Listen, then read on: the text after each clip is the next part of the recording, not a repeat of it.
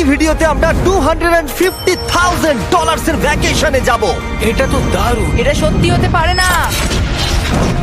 আর আমি আপনাদের দেখাবো এটা এবং $100,000 এর প্রেসিডেন্সিয়াল ভ্যাকেশন। এইদিকে আসুন স্যার। একটা $50,000 এর ভ্যাকেশন যেখানে পুরো আইফেল টাওয়ার আমাদের হবে। আমি এটা ধরে আছি আমার প্রাণ বাঁচাতে। আর তার আগে দেখাবো আমাদের $1 এর ভ্যাকেশন। এদিকে এসো বয়স, এই শ্যাকটা হলো আমাদের এটা ভ্যাকেশন। বাইরে থেকে সব দেখা যাচ্ছে। এখানে তো কোনো দেওয়াল নেই জিমি। ওয়েল, তার মানে ওয়াল আছে তো? এটা তো খুবই অদ্ভুত। আমি জানি তোমরা বিশ্বাস করবে না, এটা $1 এর। একটু দেখো এদিকে। ও এটা 93 সেন্ট, তুমি মিথ্যে বলেছো। আমি রাউন্ড আপ করে $1 করেছি। তো $1 আমরা এই বেডটা পেয়েছি, যেটা শুধু একটা ম্যাট্রেস উড প্ল্যাঙ্কের উপরে বসানো আছে, একটা ভাঙা ক্যাবিনেট, একটা লাইট যেটা মাঝে মাঝে চলে, ও ওই দিকে দেখো। আর আমাদের সিলিং থেকে একটা কিরকম যেন আওয়াজ আসছিল। ঘর থেকে কিছু আওয়াজ শোনা যাচ্ছিল, কারণ ছাদের উপরে একটা র‍্যাকুন আছে। আমি জানি অনেকে রাগ করবে যদি তাদের হোটেলের ছাদের উপরে একটা র‍্যাকুন থাকে, কিন্তু জানি না কেন আমরা খুব খুশি। চেক আউট টাইমটা কখন? আগামীকাল।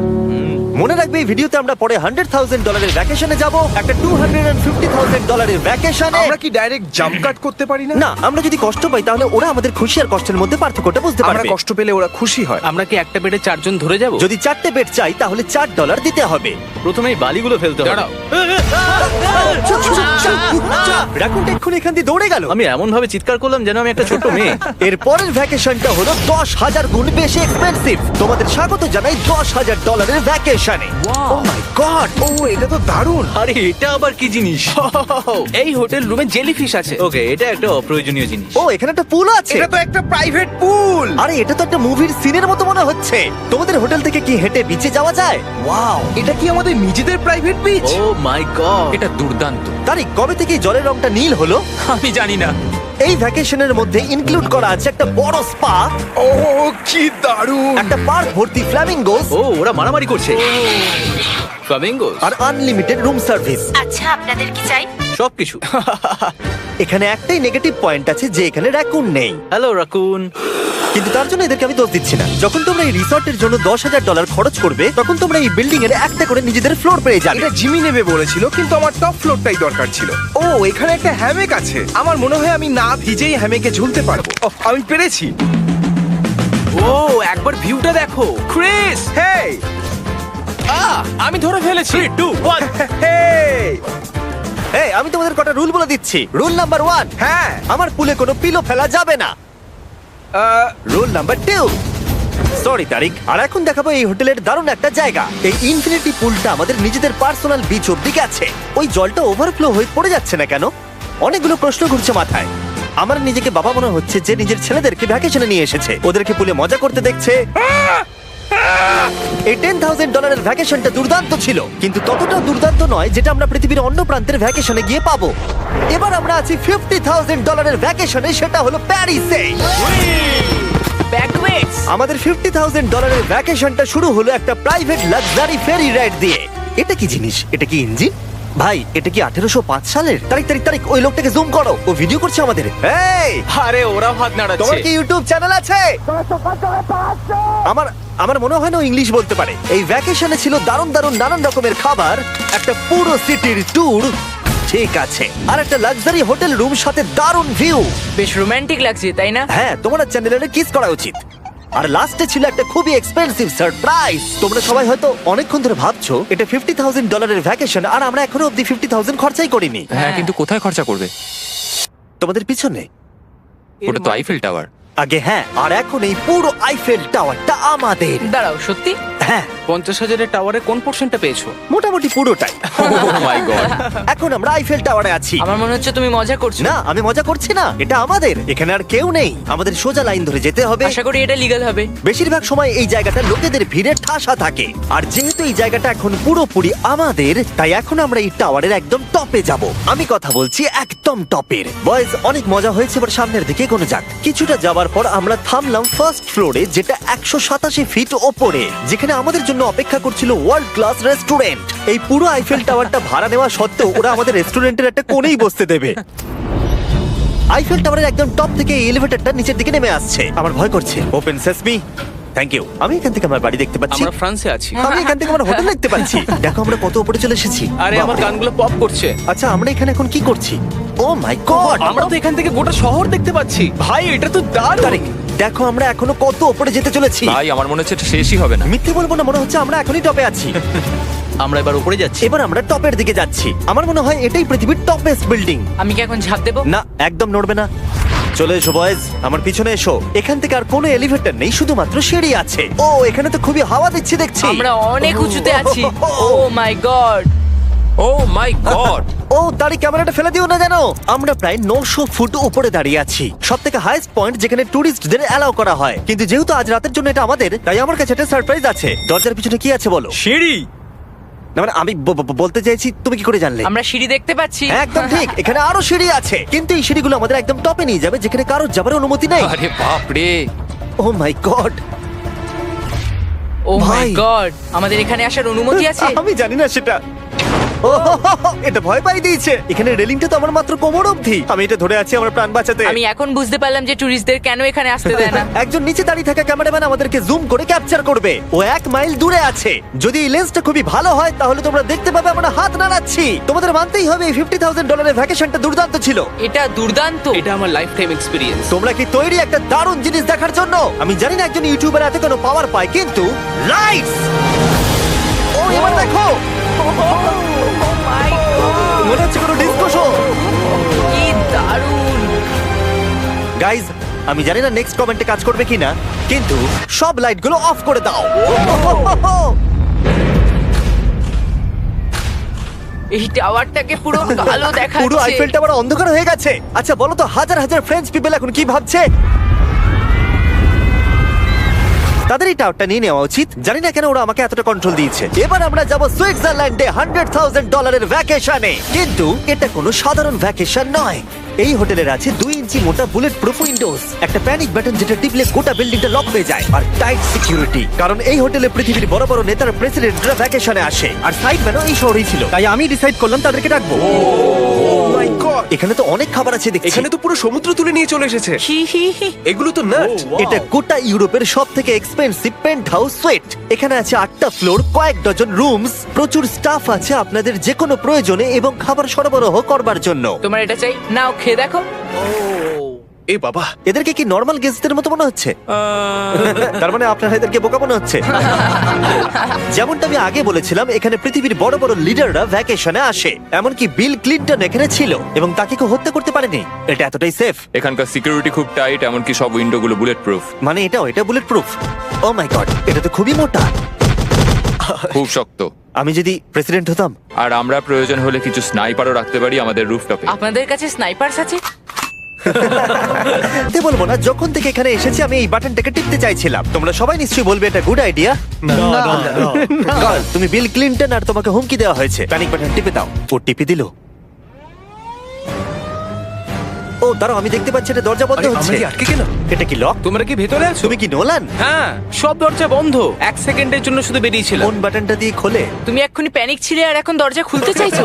আর যদি তুমি এই বাটনটা টেপো, এরপরে পুলিশ আসবে আর তোমাকে একটা বড় ফাইন দিতে হবে। আর কিন্তু টিপবে না। আমি ভাবছিলাম প্রেসিডেন্টরা কিভাবে কোনো জায়গায় যায়, যেমন ম্যাকডোনাল্ডস। দেখি প্রেসিডেন্টরা কিভাবে ট্রাভেল করে। চলে এসো দিকে। তুমি যদি প্রেসিডেন্ট হও তাহলে তুমি যেখানেই যাও না কেন তোমার সাথে বডিগার্ড থাকবে। মানে যখন তুমি ড্রাইভ করছো।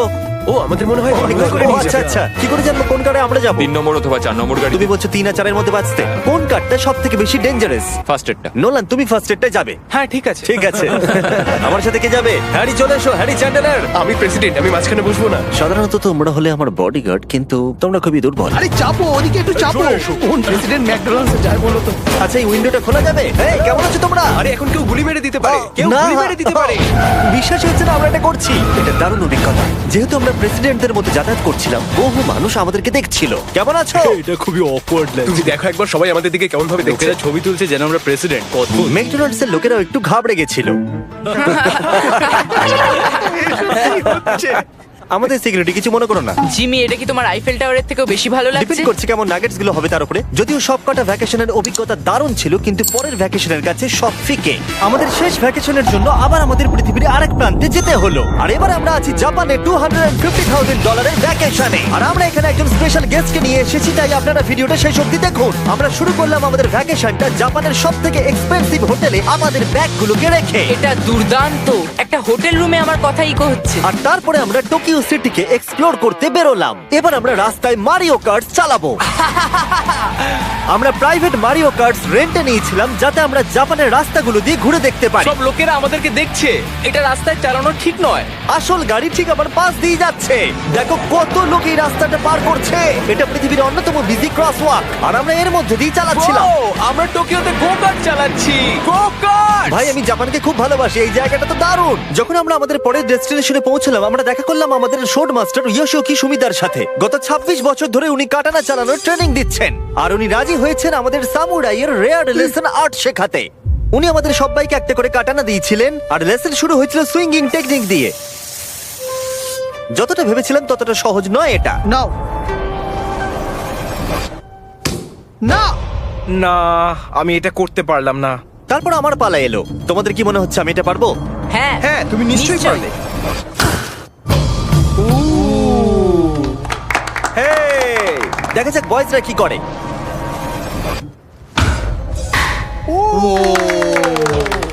এটা আমি কিভাবে করলাম? আর তারপর আমাদের সামুরাই টিচার এই দারুণ কাটানাটা গিফট করলেন। এটার আমি যোগ্য নই কিন্তু থ্যাংক ইউ। আর যেহেতু এটা ছিল $250,000 ভ্যাকেশন, আমরা পৃথিবীর অন্যতম প্রিমিয়াম সুশি শেফকে ভাড়া নিয়েছিলাম। তার সঙ্গে ছিল এই পুরো ফ্লোটিং রেস্টুরেন্টটাও। আমরা লুই ভিটেন Oh কোস্টার্স my পাবো। God! শেফ আমাদের টেবিলের পাশেই সুশি বানাচ্ছিল আর তার দুর্দান্ত কাজ দেখা আমাদের কুলেস্ট ডাইনিং এক্সপিরিয়েন্স ছিল। ও ওয়াও! ও মাই গড! ও ওরা বললো আমরা এই পাখিদেরকে খাবার খাওয়াতে পারি, এই নাও খেয়ে যাও।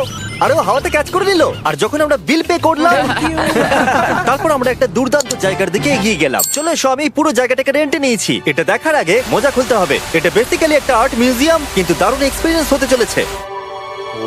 ও মাই গড, গায়ে কাঁটা দিচ্ছে। আমার চোখ এই দৃশ্য কোনোদিন ভুলবে না। মরে যাওয়ার পর কি এরকমই দেখতে লাগবে? সম্ভবত এর পরের রোদে কি আছে। Wow! সাধারণত এই জায়গাটা সব সময় লোকে ভর্তি থাকে কিন্তু একা এক্সপিরিয়েন্স নিতে আমরা এই গোটা জায়গাটা রেন্টে নিয়েছিলাম। আমাদের এখন অবধি দেখা সব থেকে দুর্দান্ত জিনিস। ভাই, এগুলো কি মাছ?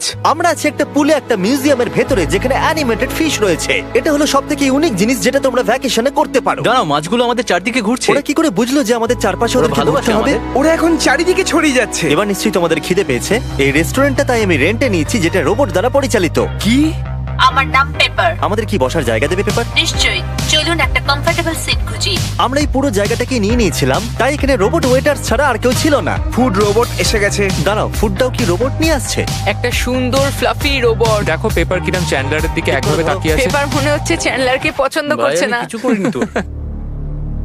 সবাই এখানে ভালো করে খেয়ে নাও কারণ আগামীকাল আমি একটা সম্পূর্ণ থিম পার্ক ভাড়া নিয়েছি আর সেখানে পিউটিপাইও থাকবে, যেটা সত্যি দারুণ ব্যাপার। তোমরা দেখেছো পিউটিপাই আর আমার একটা লং হিস্ট্রি আছে। মিস্টার বেস্ট, আমি ভাবছিলাম যে তোমার সাথে কবে দেখা হবে।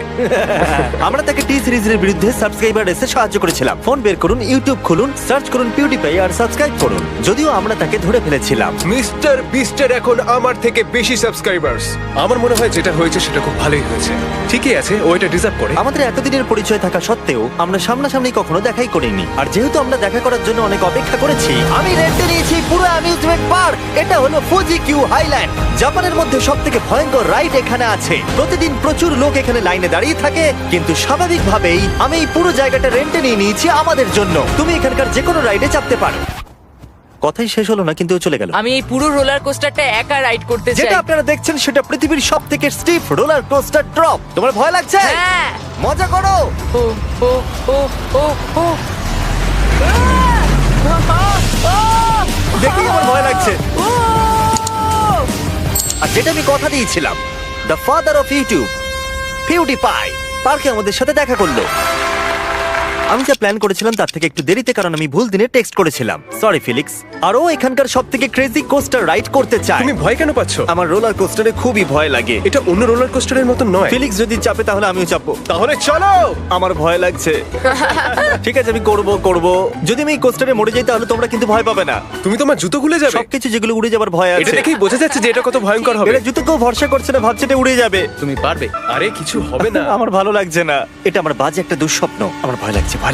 আমি এটা করতে চাই না। এবার তো আমার ভয় লাগছে। শান্ত হও। ও, যা খুশি করো কিন্তু ছুড়ে কিছু মেরো না। আমার ভয় লাগছে। আমরা অন্য কিছু পাচ্ছি, ভালো কিছু, একটা কমফোর্টেবল রাইড। আমি সত্যি জানি না এটাতে কি হতে চলেছে। লিটারালি একটা পয়েন্টে এসে এটা 90 ডিগ্রি ড্রপ আছে। তুমি আমাকে ভয় দেখাচ্ছ। তুমি কেন এখানে আমাকে নিয়ে এলে? তুমি আমাকে এখানে ডেকেছো। কিন্তু আমরা জানতামই না যে এটা কি না এই রাইডটা পিছন দিকে যাবে। আমরা পিছন দিকে কেন যাচ্ছি